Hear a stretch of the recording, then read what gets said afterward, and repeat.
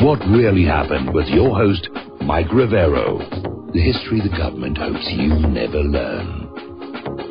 Here is your host, Michael Rivero. And aloha, America. Welcome to our show today. It is Wednesday, May 31st, 2017, last day of May. Tomorrow's the first day of June. My, how time flies when you're trying to stop a world war.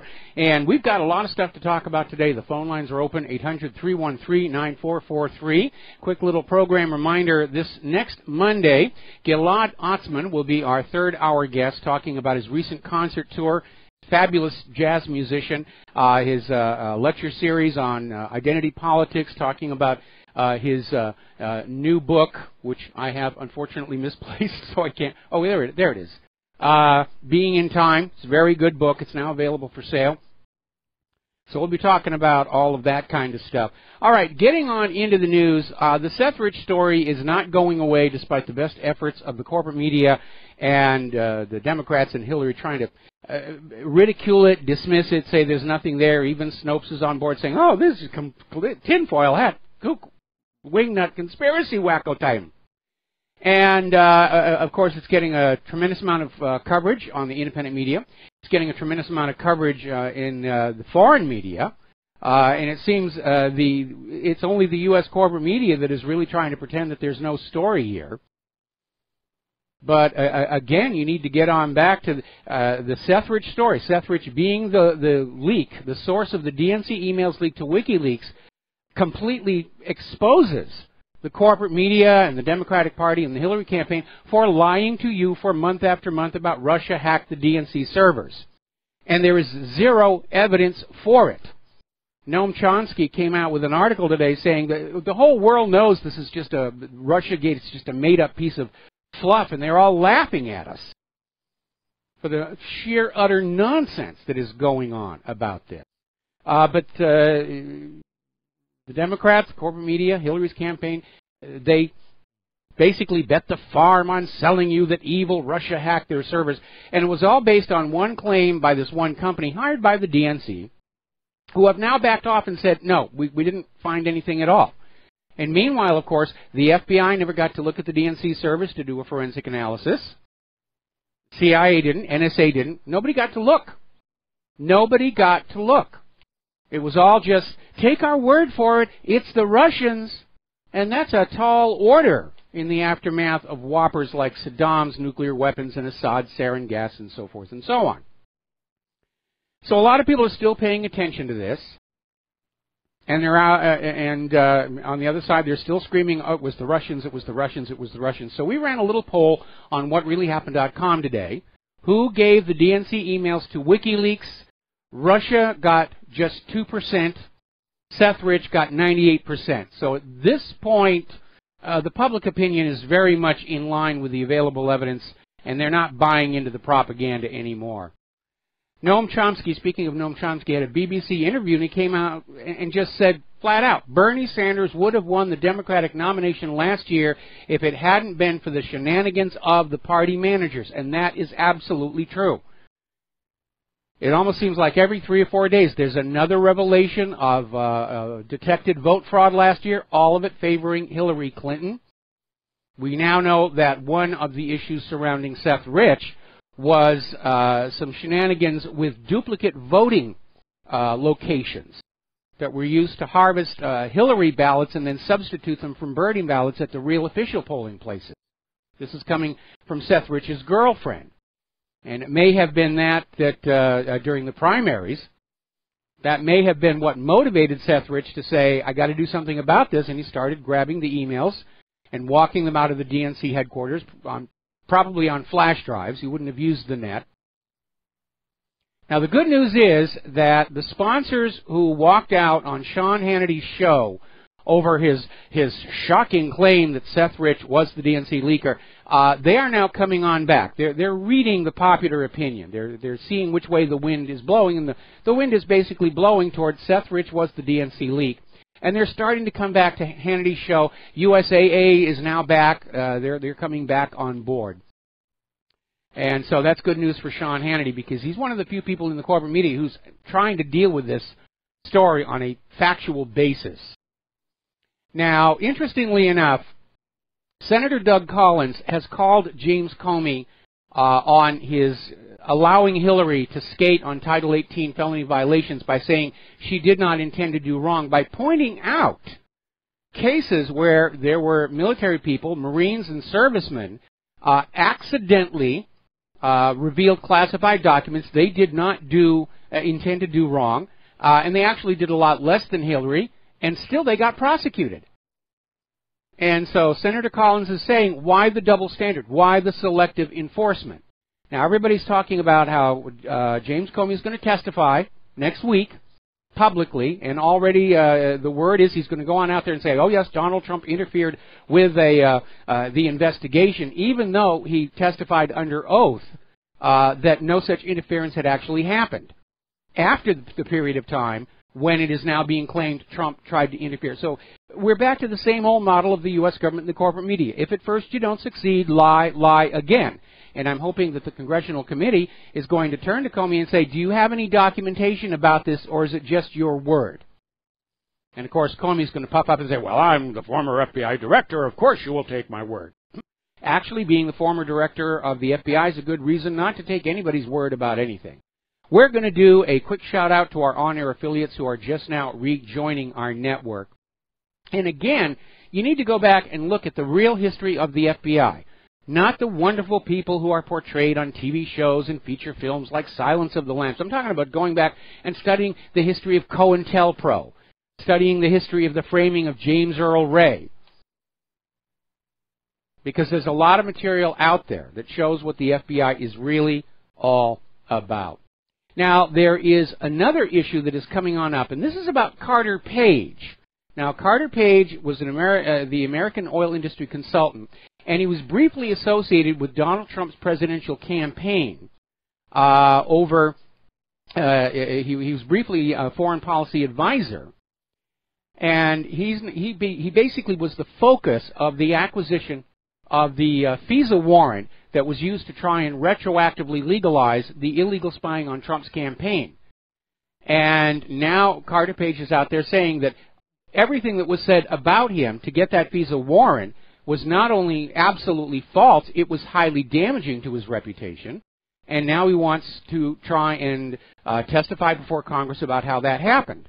So to nobody's surprise, the Democrats are now demanding that Carter Page's testimony be put on indefinite hold. They don't want him getting up there talking. They do not want him talking. The request of Democrats postponed indefinitely. And by the way, that's not the only strange situation about witnesses. That whole Russiagate invasion being run by Muniz, they haven't interviewed a single witness. All they're doing is rehashing the rumors and innuendo in that already discredited dossier from Moscow. And the corporate media is still trying to be loyal, and it is beginning to cost them. Now, a lot of people have commented here on the show that Fox News has all of a sudden started shifting back toward the left. They're becoming just another CNN, MSNBC, and they are starting to pay the price because they're losing advertiser demographics to MSNBC this month. They're falling behind CNN and MSNBC in the ratings. Now, Fox is trying to blame that it was all because of the loss of Bill O'Reilly, but no. If Fox News is not out there serving as a balance and check on the liberally biased media, then people are just going to tune them out. Now, as for Bill O'Reilly, I guess he's decided that he's not planning on coming back to the corporate media anytime soon because he's now out there starting to say what's really been going on in the corporate media. He did an interview over at Breitbart, and he was basically saying that all of this talk about a crisis in the White House, it was all made up by the corporate media. They're just out there trying to run any story that makes it look like the Trump White House is in chaos, that it's in trouble, that Trump can't effectively govern. This is Bill O'Reilly who's now out there saying this is what's been going on. And there's a lot of shakeups going on in the corporate media. Scott Pelley is now out at the CBS Evening News. He was the anchor, and now apparently, according to CNN Money, he is being shown the door. Now, over the last few days, a lot of people were very upset over Kathy Griffin, who claims to be a comedian, although I personally did not find her that funny.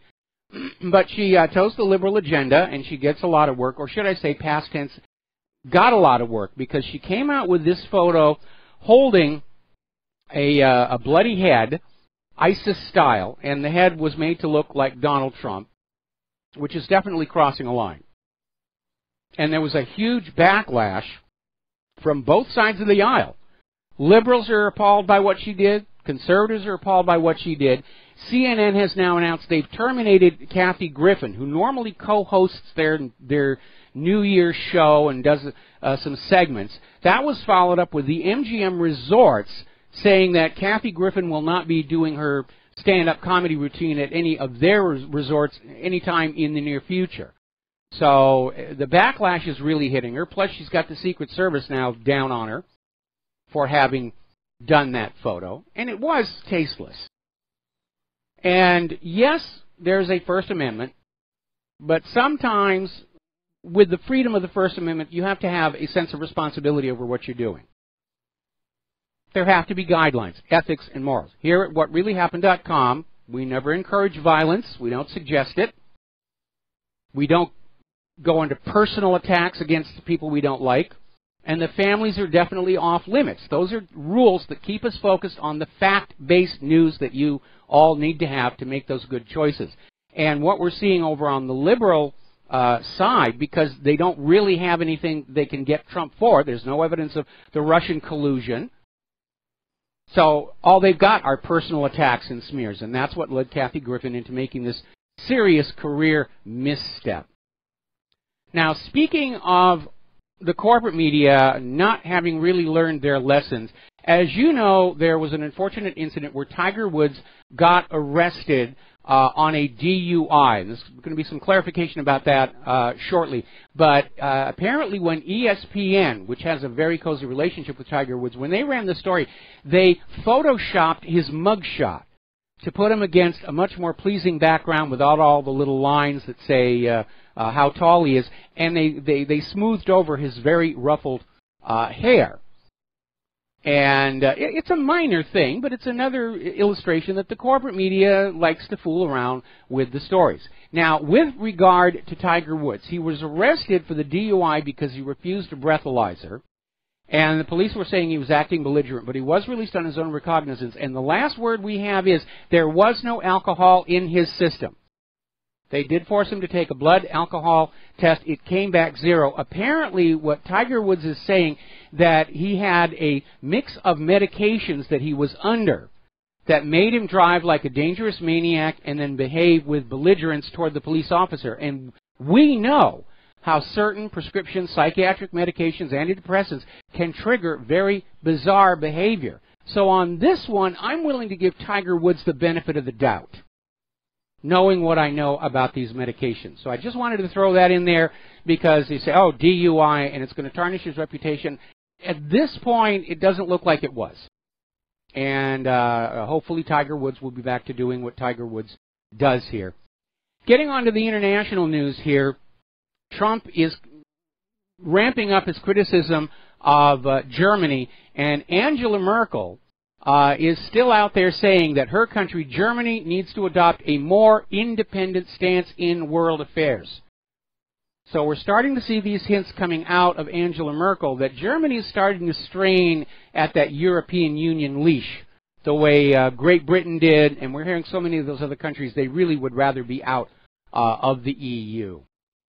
Now, the big news today is there was a major explosion in Kabul, Afghanistan, supposedly in what is considered a safe area. It was a car bomb. They're claiming it was a suicide bomb, although we don't know if the car was set off by remote control. But it killed at least 80 people, wounding more than 300. That was a really huge amount of explosives. And somebody's trying to make a point over there.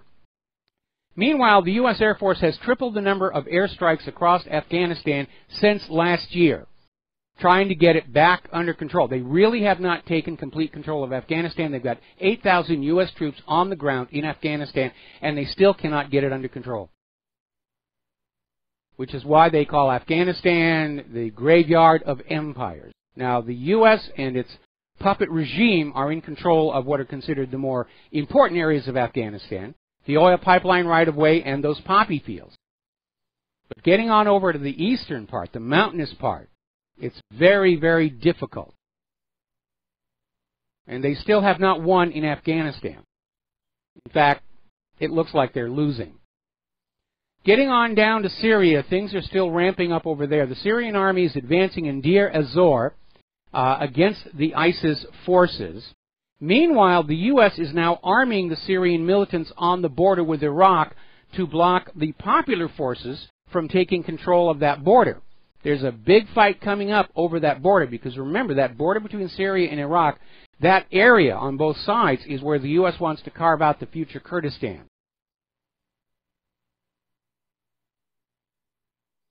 The United Nations is warning that the protracted war in Yemen has led to social, economic, and institutional collapse. They're saying urgent action is required. Yemen is in the midst of a humanitarian crisis. They've got 7 million people on the brink of famine. They also have this outbreak of cholera that's killed 500 people so far. The United Nations is expecting 150,000 cases in the next 6 months. I'll tell you the urgent action that needs to be done first. Stop the war.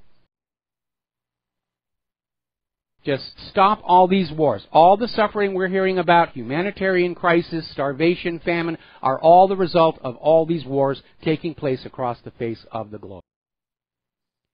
Now, yesterday we were talking about this little bit of a whoopsie or upset over in South Korea because the newly elected president of South Korea, Moon Jae-in, was apparently surprised to find out the U.S. had installed 4 additional terminal high-altitude area defense missile systems.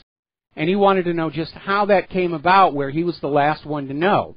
And South Korea's investigation has found out that apparently South Korea's military brass knew about it and deliberately kept him in the dark.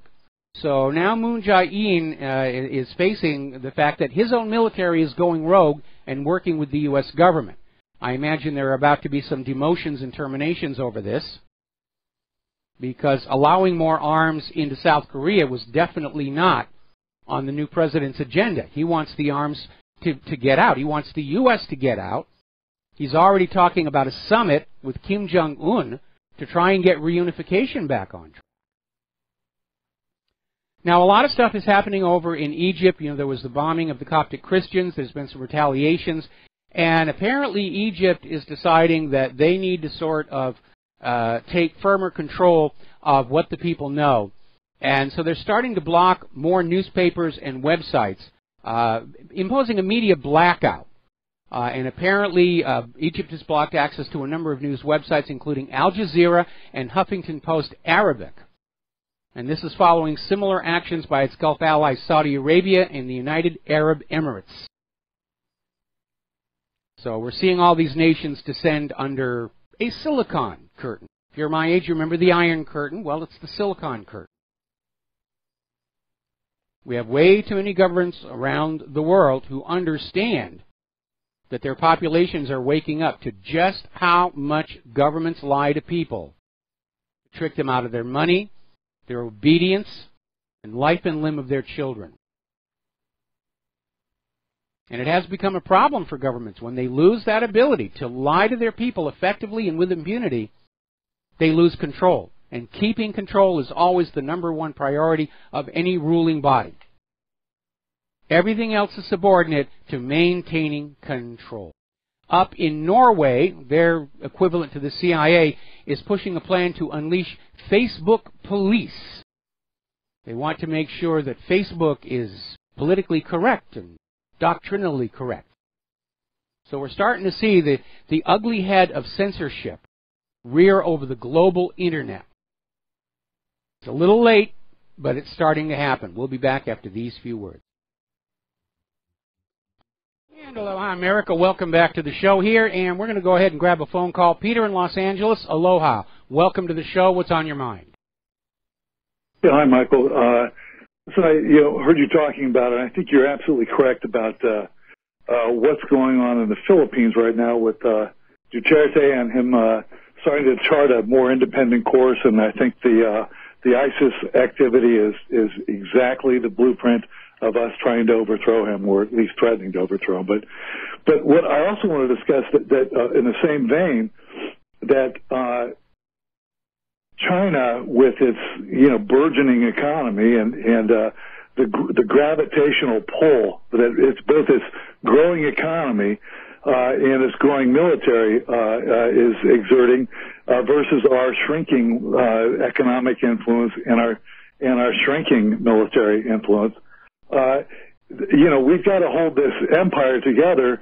We can't allow Duterte to go, but we also, I think Korea is actually the linchpin, because if Korea goes, Mike, and if there's a détente between North and South Korea, then if there's no need for U.S. troops, of course they'll want us out, as you're just talking about with the THAAD. And then China will be the preeminent influence, great power influence over Korea. And then without the threat of North Korea, then Japan will follow suit and be pulled into China's orbit as well. And it may be even Australia and New Zealand, which leaves only an alliance with India to carry the balance for us. I agree, and that's why I'm expecting they're either going to try and assassinate South Korea's president and get somebody more militant in there, or the U.S. is going to stage a false flag and say, oh my goodness, North Korea sank the Ronald Reagan, the war is on, because you're absolutely right. We're seeing the United States is a failing empire. It's failing economically. It's looking more and more like our military is more illusion than substance, and that the invincibility of the American military forces may be more of a myth. I mean, we saw how that cruise missile attack Trump sent in to Syria, most of those cruise missiles missed their actual target. The Moab bomb turned out to not be as powerful as they were saying. Yesterday they were celebrating this tremendous success of the ICBM interceptor, and the reason they were celebrating is because they've had such a long string of failures.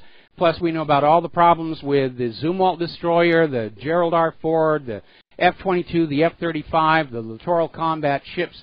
It's more like our military is more of a presentation, long on impressive-looking machinery and very short on actual performance.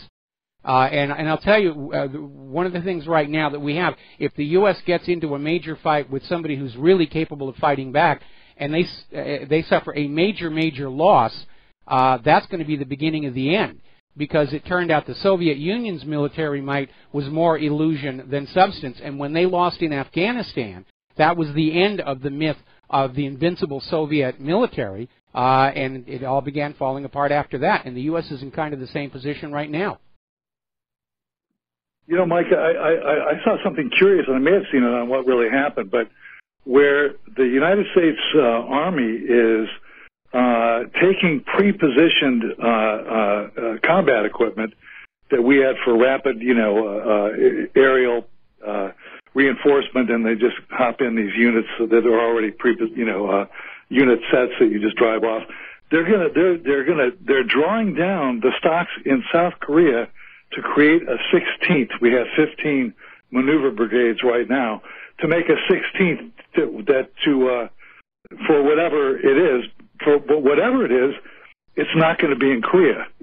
And I'm wondering what that means. I looked at that and I'm going, well, I mean, how afraid can they be if they're drawing down those stocks? I mean, of North Korea. I think obviously you've talked about that many times. There's really nothing to fear. But it may be a tacit admission that maybe we're not going to be there very long with the THAAD thing, and then your old analogy of the Roman legions in Germania and all that stuff. Yep. That but it's curious that happened. Did I see that on What Really Happened? I think it was out of the Army Times. Yeah, I think we ran that story here, but what is really significant, well, tell you what, stay on the line, Peter. We're going to come back to this right after these few words. And aloha, America. Welcome back to the show. We're talking with Peter in Los Angeles. And, Peter, I think there's another aspect about how the U.S. forces are now starting to take equipment out of these pre-positioned stockpiles, if you were, and the U.S. has these set up all over the world, pre-positioned military assets, so all they have to do is fly the troops in, the troops hop into the vehicles, and they roll off and they kill a bunch of people. The fact that they're starting to go on in and take resources from these, I think, indicates that overall U.S. military stockpiles are starting to run low. There was an article that came out a couple of weeks ago saying that Donald Trump is dropping so many bombs he's running out of bombs, which of course meant more money going to the military contractors and their stocks went up. But I think the problem may be more serious than they're letting on, because if you go back to when General Wesley Clark blew the whistle on this whole period of conquest of the Middle East, it was all supposed to end with the conquest of Iran in 2008. And obviously, this being 2017, they've gone much longer and had to use up much more material than they were originally planning. As we mentioned earlier in the show, they're still in Afghanistan trying to win there. They're bogged down in Iraq. They're still bogged down in Syria, Libya, Yemen. And I think the reality is that they're starting to run out of key materials. They're going through them faster than they can be replaced, and that's why they're starting to strip these pre-positioned brigades, if you will. You know, Mike, another crying, need is that we've, you keep reading these stories about how the Army and the Marine Corps have lost, billions of dollars worth of small arms and equipment and so on, which it's really not a loss. It's being transferred to the terrorists. Yes. And now we're in Syria, especially, where it's reaching the point where it's taking massive infusions, and a new Kurdish army that maybe we need it there. But I can remember speaking with you a while way back, saying even the beginning, back in 2003, back in 2005 or something, that the United States military was having to buy billions of rounds of ammunition, 5.56 ammunition, from Brazil and Taiwan and Israel, because our manufacturing capability, even in a really low-intensity war where barely anybody was shooting back, of course, except our terrorists, I guess they shoot a lot, but we couldn't sustain even small arms ammunition manufacture. That's how bad it was. Well, after all the gun grabbers attack on the gun industry and trying to put these companies out of business, and all of a sudden the U.S. Army needs them, and they didn't have enough time to rebuild that capability, so that's why they had to go to these other countries and buy up all this ammunition. And they did buy a huge amount of ammunition. They were also buying .223, and a lot of gun rights advocates were wondering if the government was trying to disarm the American people simply by buying up all the ammunition. Right. But as it turns out, they were building up in advance for all of these wars of conquest, but they've gone through it all. Anybody who's served on the front line is going to tell you the supplies they go right through your hands like running water, and there's a lot of genuine loss along with this transfer to the terrorists. But it feels to me if they're starting to hit these pre-positioned combat units, that tells me that overall, the U.S. military stockpiles are starting to run low, and that is a serious, serious crisis. Yeah, it really is, Mike. Hey, I know you got other callers. Thanks very much, Guy. All right, thanks an awful lot. We're going to switch over to Laura in Michigan. Aloha. Welcome to the show. What's on your mind? Hi, Mike. Last week you were talking about the Sarnoff brothers, that friend of theirs that was questioned by the FBI. Yes. And got shot. Yes. I'm going to tell you a story. James Nichols and I were at a farm meeting, so he told me the story. After the Oklahoma bombing, of course, the FBI came to his house, the brother's house, yes. James, and, swarmed the whole house and everything and got whatever guns and whatever. And then James they said, is this all the guns in the house? And James said, no, I have a gun up in my bedroom under my pillow. And they said, go ahead and go get it. And James told me, he said, I started up the stairs. I went 3 or 4 stairs, and I thought, wait a minute. Yeah. I come down these stairs with that gun, and they're going to blast me. Yep. He turned around and he said, you guys get the gun yourself. And that's exactly what they're going to do. They're so sure he was involved with Oklahoma that they were going to blast him, That just shows you got to be very careful. If the FBI comes to your house to question you, be very careful not to do. Because wasn't there a deal with those Zarnow brothers? Something about a decorative knife or sword or something on the wall? Yes. So I wouldn't be surprised they didn't do the same kind of trip and say, hey, show us that sword that you got there. And then they had an excuse to shoot him. Well, again, go back and study the history of COINTELPRO and certainly the history of the Oklahoma City bombing, where they were trying to craft a cover story. The FBI are not the good guys. They are America's equivalent of the Gestapo. They exist to enforce the will of the rulers and not much of anything else. Do you want to update on Terry? Yes. Terry Nichols? Yes. You know, he's been in prison 27 years, I think it is. Yes. For most of the time, he was in solitary, couldn't talk to anybody. The guards started talking to him. The guards liked him. And the warden said, no more talking to Terry. Now, just now, after all these years, they're starting to let him out in general population so he can actually talk to people. He's been painting landscapes. So the prison, you know, the wonderful people they are, they're going to let him paint murals on the prison walls. Oh, that's good. So that's what's going on with him. I'm trying to work on one of his relatives to call into John's show and kind of, you know, talk about him and everything. I have a good friend who's been writing to him ever since he's been in prison. He writes these huge, long letters. I guess you got all kinds of time, you know. Yes, I can imagine. So that's all he can really do.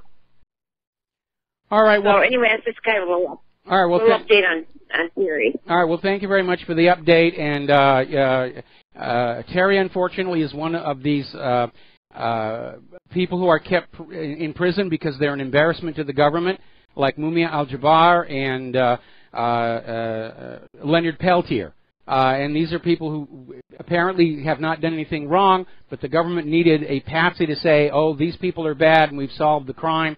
Again, going back, looking at Bruno Richard Hauptmann, who was executed for the kidnapping and death of the Lindbergh baby, and then years later it came on out, he'd been framed, he'd been railroaded, and the FBI was involved in that. So that's the reality that we're all living under. Laura, thank you very much for the phone call. We're going to switch to Steve in California. Aloha, Steve. Welcome to the show. What's on your mind?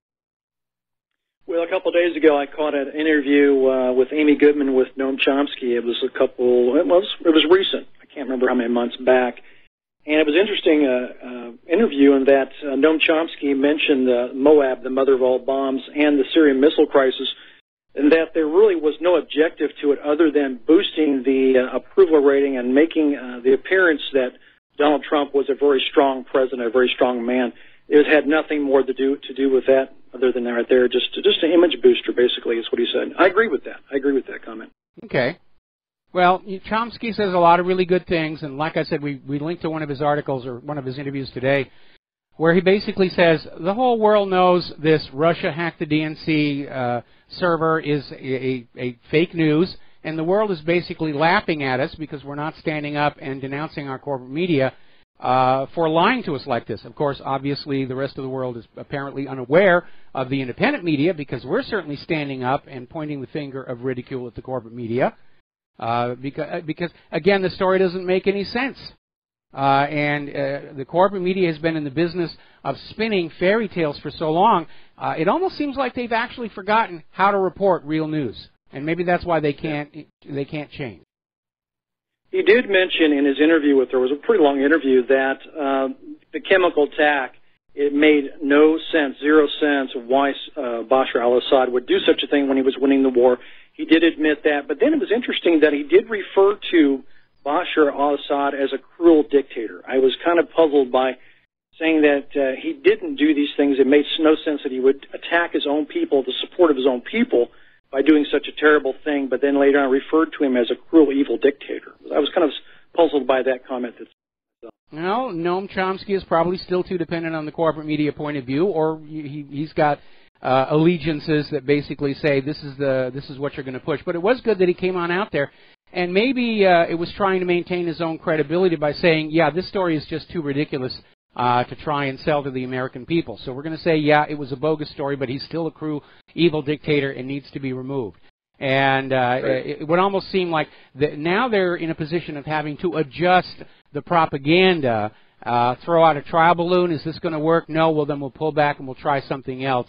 But again, all those conflicting trial balloons are why the propaganda campaign is failing miserably, because for propaganda to work, it has to present a coherent, believable, alternative reality to place in front of the real world. And when you have all your propaganda being created by ad agencies and public relations firms, there's no narrative, there's no continuity, and that's why it's not as effective. Well put. I couldn't say it better. That's great. Excellent. Thank you. All right. Thanks an awful lot. Now, getting on back to the news. Down in Israel, Israel has just cut vital services to 140,000 Palestinians in Jerusalem al-Quds. They're cutting off water and other vital services to two crowded districts of East Jerusalem, which are in the occupied West Bank. The sanitation conditions are already severely deteriorated. Israel's point of view is they're not responsible for those districts. What looks like is they just want the people to leave so Jerusalem, or rather Israel, can come on back in. Now, a big problem for Donald Trump. As you know, he still is holding out hope for some kind of a peace deal between Israel and Palestine. Every president coming into office sees as one of the great things they could accomplish for their legacy is final peace between Israel and Palestine, and of course it never happens because that's not what Israel wants. But apparently Trump is under a great deal of pressure to recognize Jerusalem as the capital of Israel and move the embassy there. And earlier on it said he was going to do it, then he said he wasn't going to do it. Israel certainly wants it to happen. There's only one problem. Every single president for the past 22 years has been pressured to move to recognize Jerusalem as the capital of Israel, and they don't because it would preempt the Oslo Accords and negate Washington's presumed role as an honest broker in the region. If Trump were to move the embassy to Jerusalem and say, we recognize Jerusalem as the capital of Israel, it is the end of any pretense the United States has of being an impartial arbiter in the Middle East, not that anybody believes they are anymore anyway, especially since 9/11. Now, apparently yesterday, following Memorial Day, there was a group of anti-war protesters, consisting primarily of Veterans for Peace, who confronted President Trump about the endless wars. And they're out there saying it has to stop. This was being led by the president of Veterans for Peace, Barry Lindendorf, saying it has to stop. What are these wars accomplishing? How are they making the United States better? They certainly are destroying the United States image around the world of being some kind of human rights advocate or benevolent overseer of the planet. And what's really alarming is Donald Trump himself, in discussing foreign policy, seems to have moved away from this idea that we are really doing this for the betterment of all planet Earth. And he's simply back to saying, we're going to take over this place, and we're going to take over this place, and we're going to take over this place. You know, today, Syria, tomorrow, the world, and so forth, which is kind of alarming there. All right, another phone call. Dan in Washington, aloha. Welcome to the show. What's on your mind? Thanks for taking the call. I want to comment on Noam Chomsky. Some of my parents were a fan of his, and I've just never respected his opinion because I think he's Jewish, but he'll blame everything on the military-industrial complex, and then sometimes he'll talk about Zionism. He'll never talk about Jewish influence, like on American media or our government or these types of things. So, and it's very similar to Amy Goodman, where I just feel like they're hypocrites because they just kind of blame, they distort the facts and distract from basically Jewish power in America, and they're kind of. Well, to me, I don't trust them at all. Again, I want to be cautious about painting with too wide a brush. I mean, Noam Chomsky is certainly not being inaccurate when he talks about the huge drain on the nation's gross domestic product by the military-industrial complex. Again, his insights into the global perception of the Seth Rich case and the DNC hacking case is accurate. And we need to be really, really careful, again, that I really resist using the words Jew or Jewish, because when I criticize the government of Israel, I'm going to say we're criticizing the government of Israel and these few individuals. And I don't want to get on to a situation of saying the Jews do this. I don't want to get into a situation of saying the blacks are all doing this, or I'm going to say the Hispanics are all doing that. That's when you get into some very reckless kind of reporting, and it's bad journalism to be doing that. Now, again, anybody in front of a microphone or in front of a camera is coming into the situation with their own preconceptions and biases. You can't eliminate it. I mean, I've got mine coming on in there. So I think what you need to do for any of these people, whether it's Amy Goodman or Noam Chomsky or Michael Rivero or John Stedmiller, is you take what they say on a case-by-case basis and evaluate it for yourself. And some of it's going to be good, and you're going to say, I agree with that, and some of it you're going to say, I don't agree with that. And that is really the most rational way of dealing with what you're seeing coming out of any form of media. Yeah, I mean, I would agree with you. I mean, but I mean, it's like, I guess you could say Jewish mafia as far as the media in America. I mean, people say it's the corporate media. I say it's the corporate media, and yes, there's a disproportionate number of people of the Jewish faith in there. But again, I have to come on back and say, when I worked in Hollywood, I knew a lot of Jewish people who were just wonderful. And that's another reason, you know, especially Renee Valenti. She was like my second mother. And so that's why I don't want to paint with a brush Jewish this, Jewish that. It's not fair, no matter who you do it to. It's not fair to the Muslims. It's not fair to the blacks. Let's talk about individuals who are doing bad things. Got to let you go. Got to take a break for commercials. We'll be right back. Aloha, America. Welcome back to the show here. We're going to go back to the phones here. Mike in Alaska. Aloha. Welcome to the show. What's on your mind? Yeah, hi, Mike. I had a question. I was wondering if Hawaii bans you from having any kind of cryptocurrency, or what happened down there with that? It was a specific cryptocurrency. I'd been approached by them about learning how to use their wallet. I'm way behind the curve on cryptocurrency. I will admit it. I'm late to the game on that. And I can't even remember the name of the specific cryptocurrency. It wasn't Bitcoin. It was one of the other new ones. And we were just getting started, and I had a wallet, and there was some of these crypto coins in there, and then all of a sudden Hawaii passed a law. Apparently they decided that this particular system was fraudulent, and they basically banned it in Hawaii. So I just basically shut down, and that was the last of that. I don't know if it's banned anywhere else, and I don't even know if it's maybe because our legislators don't understand cryptocurrency, but that was my one and only foray into cryptocurrency. Okay. I'll send you an email. The only reason I brought it up is I think that, you know, you can find one that you can have, and then I think you can get quite a few donations that way. I would definitely. I was looking for that on your site. But, Mike, I wanted to ask you one thing. I'm thinking that this Trump stuff has a lot to do with what happened in the 60s with the Immigration Act. And I was looking through your website on that, and I was coming back into the country through immigration, through customs the other day, and it got me thinking about that, you know, we've added 80 million new people at a rate of over 1 million a year since, I think it's 65. And I think this explains the Trump thing much more than, I like what you have on the wars and the, you know, bankers' wars and things like that, but we got a lot of people, and a lot of them don't get along even with one another. And I travel all over, and I see it all the time. And I just, there's many, many countries, especially in Asia, where you can't become that place. You cannot become, you or I cannot become, for example, Taiwanese.